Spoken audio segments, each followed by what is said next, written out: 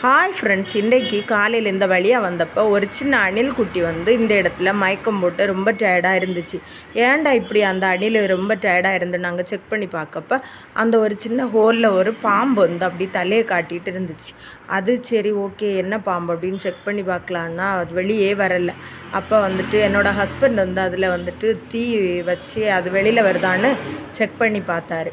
ஆனால் அது வந்து கடைசி வரைக்கும் வெளியே வரல. அது அந்த சைடில் வாக்கில் தப்பி போச்சா இல்லை அந்த ஹோலுக்குள்ளே தான் இருக்கான்னு தெரியல. பாருங்கள், கடைசியில் அந்த அணில் குட்டி வந்து இறந்தே போயிடுச்சு ஃப்ரெண்ட்ஸ்.